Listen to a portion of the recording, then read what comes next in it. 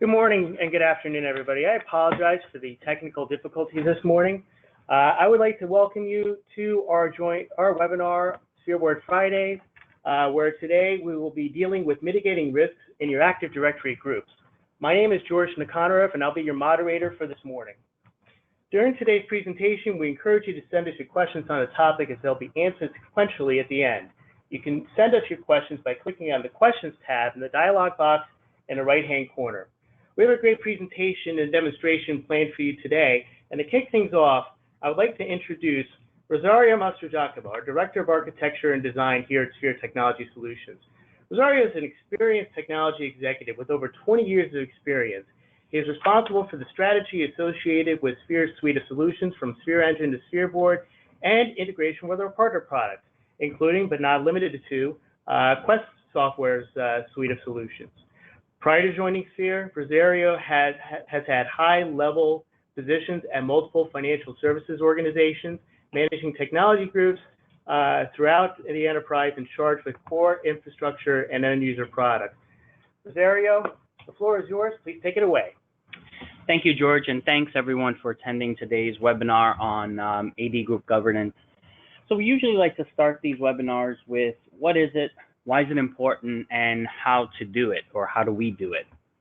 So what is AD group governance? Basically, AD group governance is having a plan. It's understanding what you have and what issues you have, and coming up with a roadmap to correct those issues so that you can decrease the amount of risk that's in your organization. So it's really about having policies, having a plan, and implementing that plan so that your overall environment is cleaner and poses less risk. So why is it important?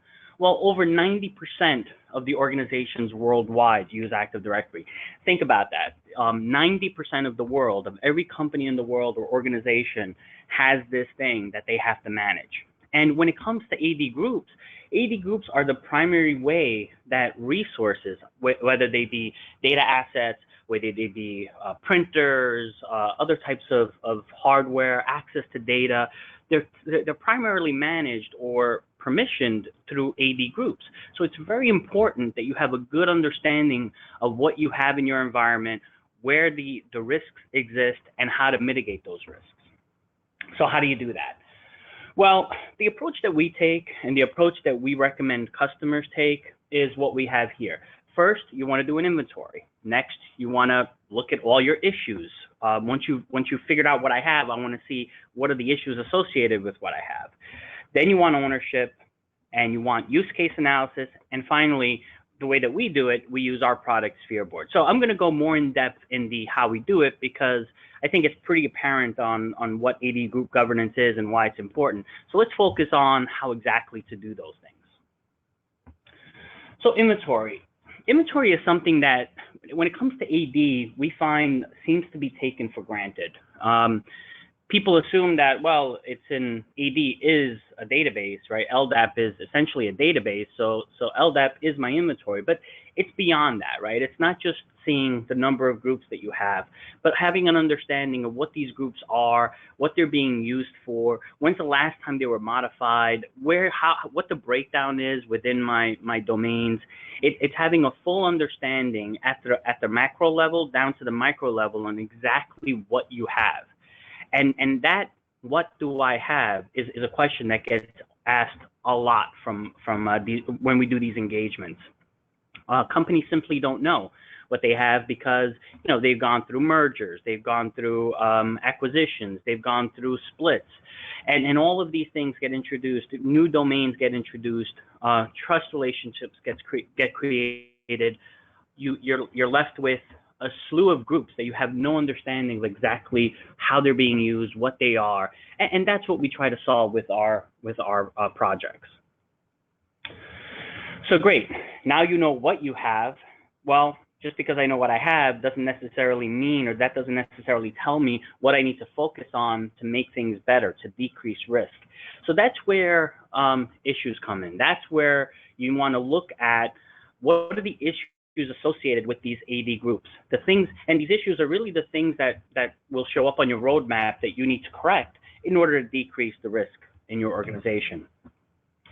On the screen here, I have some examples that we use. There are others, but these are some of the examples that we use with a lot of the projects that we do around AD groups.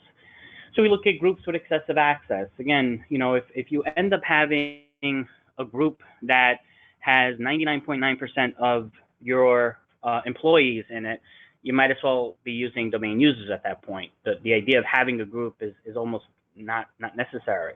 And excessive access ends up happening without you realizing it, as people slowly get added to groups, and more people get added, and more people get added, and some of the people that should have been removed, because if you don't have a process or a policy to get people removed when they no longer need access to that data or to that asset, you end up having groups just continue to grow and grow and grow, and then you end up with excessive groups. Empty groups is another example. You have, again, maybe you do have a process where you're removing people. Maybe applications are being retired, and part of that retirement process, people are being removed from the group that gives them access. Maybe they're added to a new group for the replacement application. But then once that group becomes empty, people just ignore it. So that's something that you really want to take care of, because it could be granting access to something that you're not aware, and it could be causing a risk in your organization. Stale groups is another example, and really empty groups and stale groups sometimes go hand in hand, because you end up having these groups that are empty, that haven't been used, haven't been modified in years, and they should just be deleted if they're not being used. Heavy nesting is another example. Sometimes this happens intentionally, sometimes not intentionally. Heavy nesting happens a lot with distribution lists, where you'll have one group inside of another group inside of another group inside of another group, and it just becomes completely unmanageable. And circular nesting is something that we see a lot, where group A is in group B, and then group B is in group A. So that's also an issue, because again, you really have no control over exactly what is being permissioned within the circular nesting, as well as the some of these other issues. So these issues are the ones that we focus on. Like, as I said, we have others, but once we've done the inventory, the next step is, okay, let's figure out where these things exist, so that now we can start working on the next step, which is ownership. And this is one of the most important things that we do at Sphere, because great, you've done an inventory, you know what you have, you've gathered all of your issues, you know exactly where the issues are and what you need to work on, but you can't actually work on those issues until someone says it's okay to work on those issues. From a technical perspective, yes, circular nesting and groups with lots of members and lots of subgroups is an issue, but you can't just go and remove those members, because you don't know what those people or what that group grants access to. It's very important to get an owner of that group who is authorized to tell you it is okay to remove these people, or it is, there's 100 people in my group, but I really only need 3, and these are the 3 that I need. So ownership is very important. It's what gets you to the next step, which is the actual cleanup work. In the next webinar in this series, we're actually going to focus all on ownership, but at a very high level, I just want to talk a little bit about how we determine ownership. And on the screen here, as I said, in the webinar, we'll go much more in depth. But on the screen here, we have a couple of examples that we use to find ownership. So we'll use metadata within LDAP or AD, things like managed by, the description field. Sometimes you'll have third-party products that will manage ownership of AD groups or applications, and then by doing the join between the application and the group, you can find ownership through your CMDB or some other system. The other two that we use with a lot of success, we've used with some customers, is Majority Manager. Again, you're looking at the members of a group and you're saying which manager has the majority of these people reporting to them. That manager becomes the owner. Or with most senior member, you're looking at all the members of the group and saying which person is the most senior. That one will become the owner of this group. And as I said, we've had a lot of success with that approach. So great. We've done our inventory, we've done our issues, we have owners that we can talk to now and ask them questions about these groups. But you go to your average application owner and you ask them about their application, and they probably know a lot about their application. You go to a group owner and you ask them about their group. The response may be, what is Active Directory and what is an AD group? They really don't know what a group is. Most business owners don't know what a group is. It could be that that group is permissioning their application or permissioning a file share or a printer that they own, but you have to kind of tell them that. If you just tell them, I have group ABC, they'll probably say, I have no idea what group ABC is. You tell them, I have a group ABC that permissions to this, gives permissions to this color printer that's in your area. They'll say, oh, I know. I could tell you who should have access to that, to group ABC. So a use case analysis is very important when it comes to AD projects. And a group case analysis is where you figure out what is this group being used for. But not only what is it being used for, but who are the members of that group and what level of access do they have? Because you have to arm your owners with this use case analysis so they know how to take the appropriate action. Telling a business owner the names of the groups and giving them, here's all the people that are a member of the group, as well as here's all the resource that permission this group, that gives them enough information where they can now make a decision and say, okay, I understand what this is. I see the 10 people that are currently a member of, but I recognize only 5 of them. The rest should not be a member of. Either they've moved on to another group or they accidentally got added. But that's very important to empower your owners and give them enough information so that they can make proper decisions about what should happen to those groups. So what I want to do now is go into a demo of a SPHEREboard demo. Again, in this webinar, we're focusing primarily on the initial assessment. In future webinars, we're going to talk about ownership and then talk a little bit about remediation as well, and also the entitlement process where we talk to these owners. But let's focus on what we discussed: inventory, security issues, ownership, and ultimately, all the information that we need to arm our owners with. So here we're in SPHEREboard. We've talked about SPHEREboard in these webinars a lot and how it's modular. What we're going to focus on today is our Active Directory for groups module. And in here, what we're going to show is everything that we've talked about.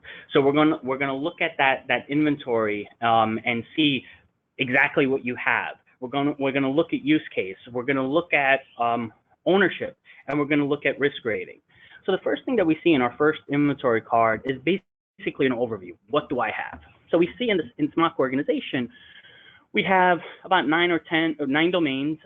We have 50,000 groups, and we can see the dispersion of these groups. How many are security groups versus security-enabled distribution lists versus just distribution lists.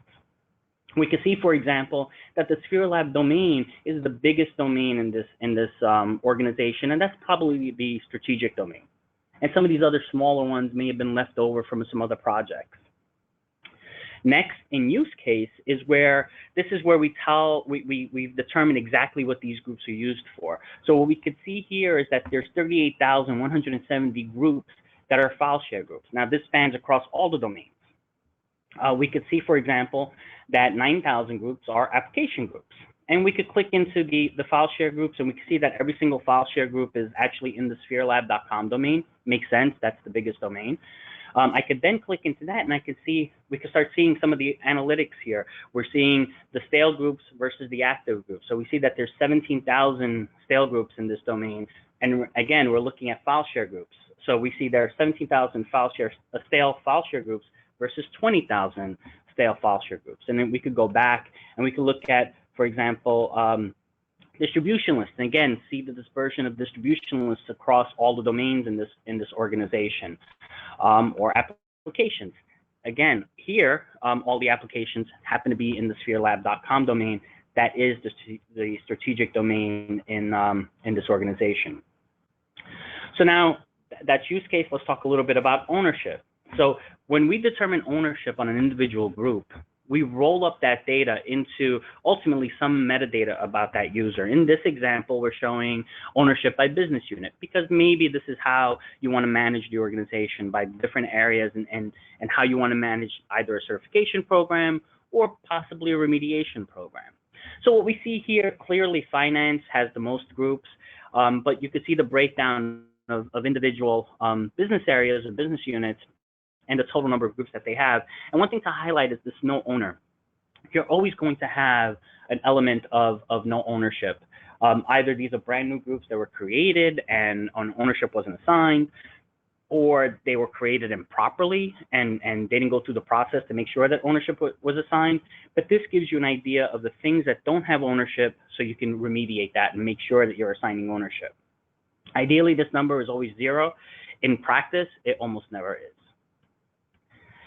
So talking about some of the issues that I discussed earlier, here under our advanced analytics is where we start looking at some of the issues with these domains and with these groups. And here we have the heavy nesting, excessive membership, no membership, circular membership, and the stale groups. And again, you can go in here and search an individual domain. You can sort by things like excessive access and see the domains with the most excessive access, or look at an individual domain or set of domains, and the chart dynamically changes for you, so you can kind of manage what's going on across your domains.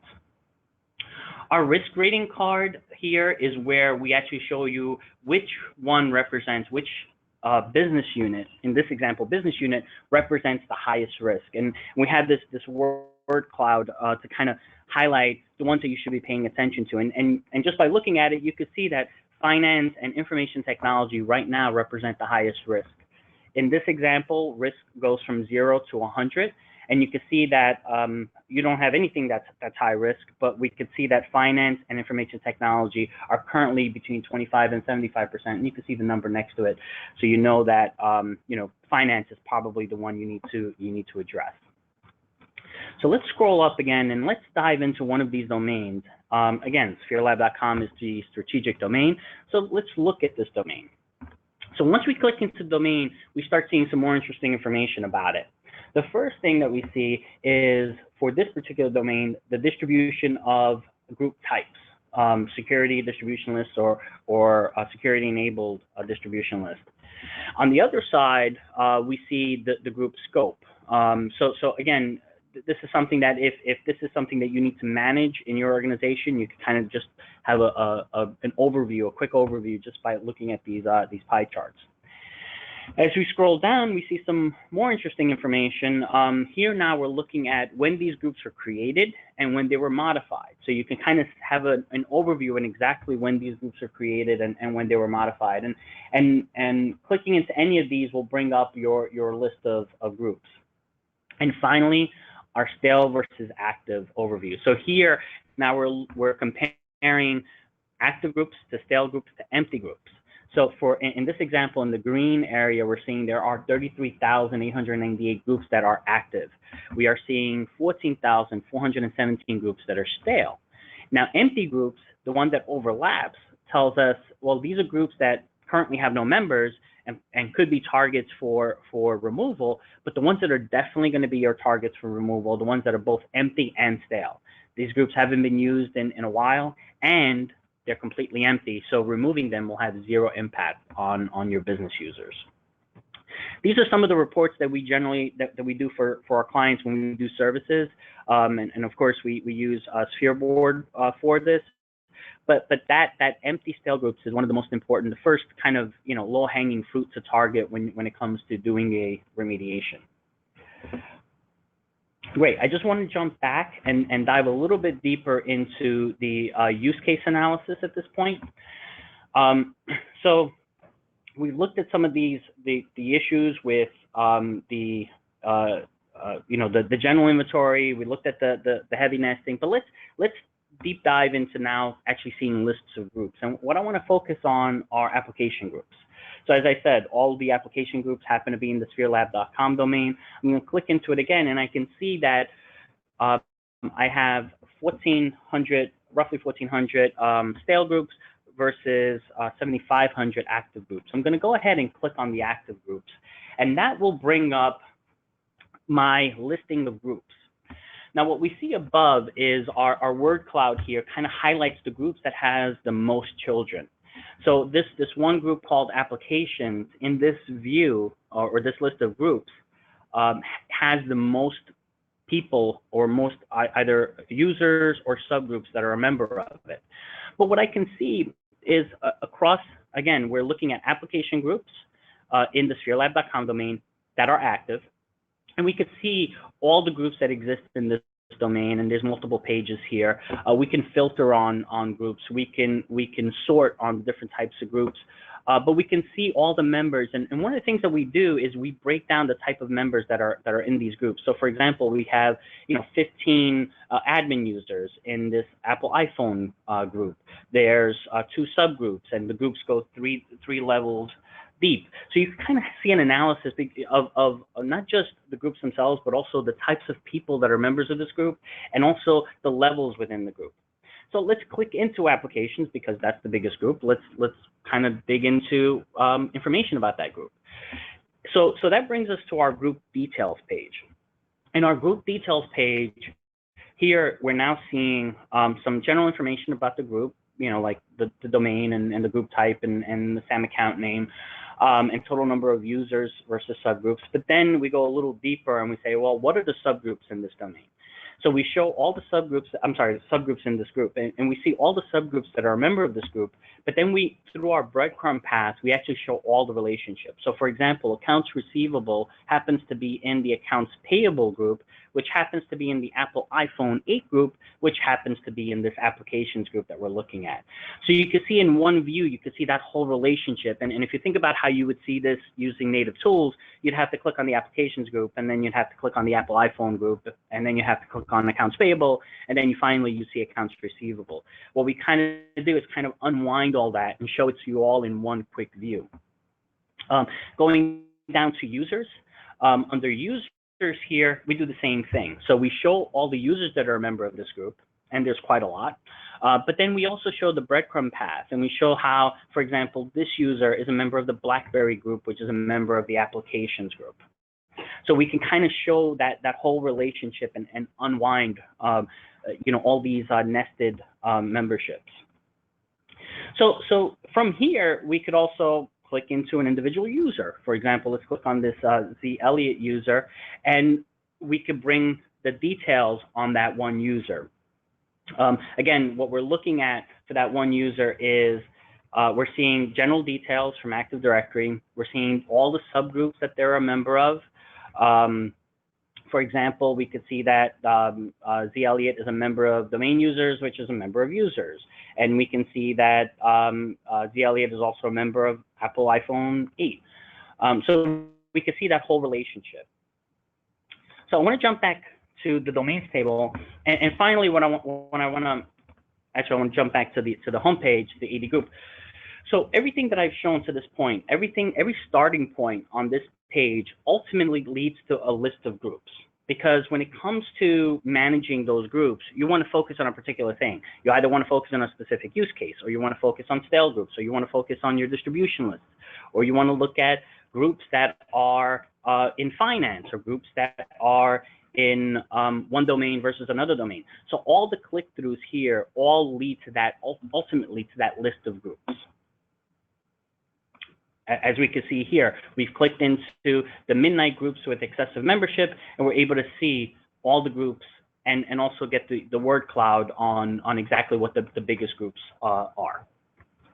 So with SPHEREboard, what we're trying to do here is essentially give you an understanding of exactly what you have, give you an understanding of who owns what you have, and also finding how those groups are used so that we can arm those people that are owners and they can make proper decisions about how to manage their environment.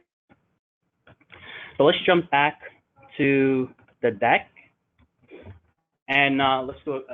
So in conclusion, as we said, Active Directory groups are very important.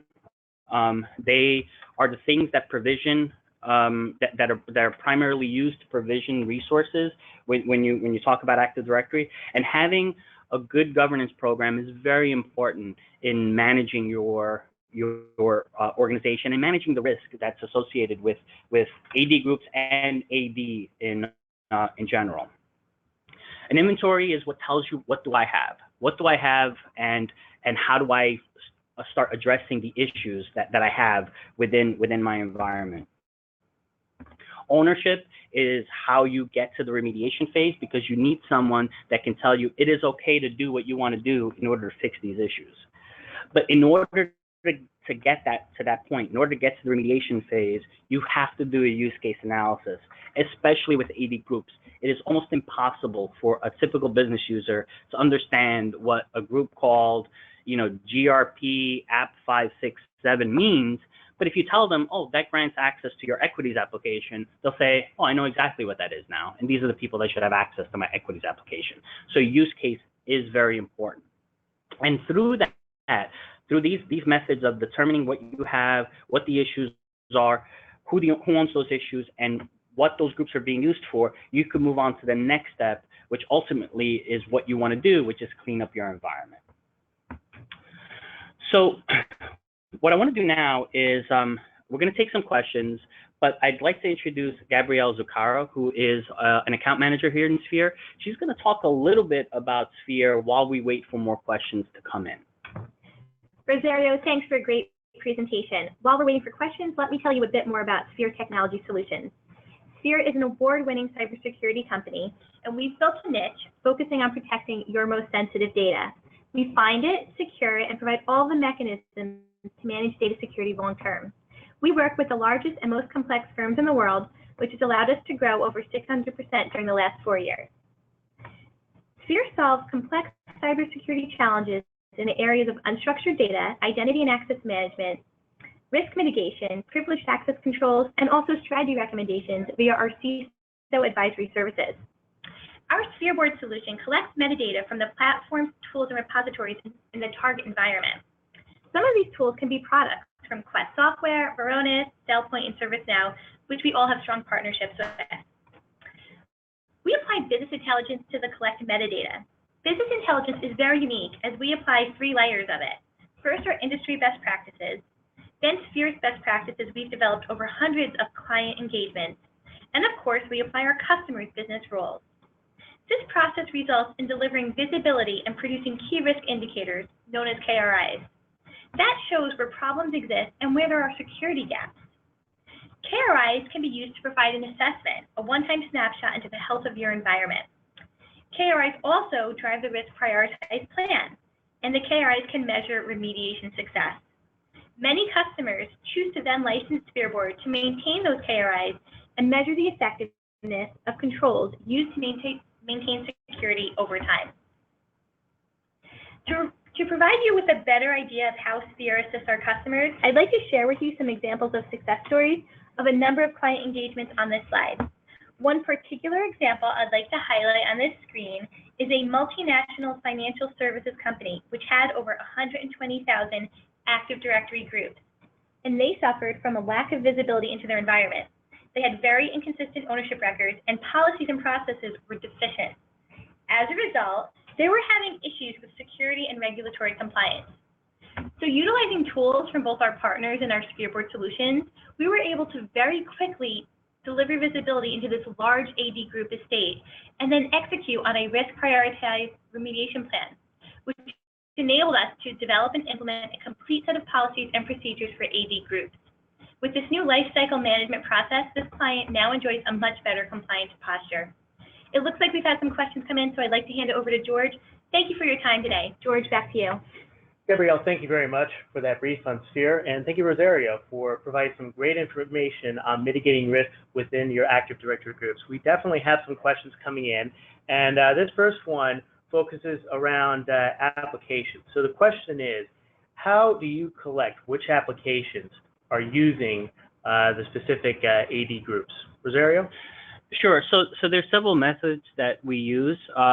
Sometimes in some organizations, they'll have a pretty mature CMDB that will have that information about what groups are permissioning what application, but that tends to be rare. And really, if they had a really good control over that or a good CMDB, that they probably wouldn't need us. What we end up doing is we use metadata. We have some algorithms that we've determined that looks at metadata, looks at like people who are a member of the group, and does an analysis on some of the other things that we collect about Active Directory to kind of make a determination of, we believe this is an application group, and then based on things like the group name, the description, the people who are a member of this group, we believe it's being used for this particular application. Beyond that, we do have the capability of going in and looking at things like databases and seeing what AD groups are permissioning what databases, or looking at file shares that might be associated with an application and then seeing what groups are associated. So it is a lot of, it depends on how much data the organization has in terms of who, what groups are being used for what. But if we go into an organization where they have nothing, it's really a matter of kind of digging through all this data to figure out what it's being used for, and also who the owner of that group should be. Great. A couple more questions coming in, and I want to try to get through as many of them as possible. So so this question focuses around like internally developed tools. So this individual has an internally developed tool that is used to maintain ownership. He's asking if that could be integrated into SPHEREboard. Absolutely. We love internally or third-party tools. What actually this ties really well to the previous question. So in the previous question, to find owners of applications or even find the applications, we have to do a lot of work, right? We have to do a lot of digging and analysis. If you have a tool that maintains ownership, even if it's not 100%, it gives us a really good starting point. And we could leverage that data and then use that data to do two things. First, take it as a starting point. But then if you believe that data is like 80%, 75% accurate, we could then do all the analysis that I spoke about in the previous question and then tell you, you know what? You were about 75%. Here's the other 25% that we've determined. Let's push this back into your ownership tool so now you have more accurate ownership data. Great. Another question coming in right now, and this focuses specifically on use groups. So this person is asking more about how you determine the use case for specific groups within your AD. Yeah, so use case says, and again, these questions all seem to be related. Again, finding what the group is being used for, finding who the owner is, and finding use case. The methods used to find those things are very similar, right? You look at metadata, you look at group names, you look at the membership, you look at any third-party tool that you may have, but that analysis, that deep analysis is really what we do. It's really what we sell to our customers, right? Gathering all this data is, I don't want to say it's easy, but it doesn't require a lot of brain power, but analyzing that data, that's where the real value is. And looking at that vast amount of data and being able to say, here's the important pieces that I need for ownership, and here's the important pieces I need for use case, and here's the important pieces I need for what the group is used for and what level of permissions it's being used for. That's really the value that we add. And when we do our projects, it's about use case, ownership. Those are the two things that are very difficult to do, and we do by doing that deep data analysis. Great. We have time for one more question. If you have any additional, please feel free to send it to us using the questions pane in the box right-hand corner. This focuses, and it's similar to what another person asked about, internally developed tools. This one though focuses on third-party tools that SPHEREboard can integrate with, and we have quite a few. Yeah, we have a lot of tools that we integrate with. We love the Quest tool set. Quest has been working with AD for years and years, and we are a Quest partner. So we do leverage Quest tools to bring in data, not just for AD, but for other solutions that we provide as well. But that's one example. There's several others that we work with. And others that we have either APIs where we can pull data in or push data to. And of course, besides the third-party tools, we've also worked a lot with internally developed tools. Great. That said, I don't see any additional questions coming in. So thank you, Rosario. That concludes our webinar. But before we sign off, I'd like to do some housekeeping. We have some other great webinars planned. So our next webinar that's focusing on the SPHEREboard Friday series is going to take place on June 16th at 10 a.m. And this will focus on determining owners as it relates to your AD environment. You can join it by clicking on this link here. We also have a great compliance series running for people that need to comply with the New York Department of Financial Services cybersecurity rules. That's on May 30. The next one is going to be on May 31st at 1 p.m. And that'll deal with third-party risk assessments. You can log in by clicking on that link. Both links are live right now. Again, thank you to Rosario Mastrogiacomo and thank you to Gabrielle DeCaro. A replay of this webinar will be posted on our website at www.sphereco.com. Again, that's www.sphereco.com. Thank you very much, and I hope you all have a fantastic weekend. Bye for now.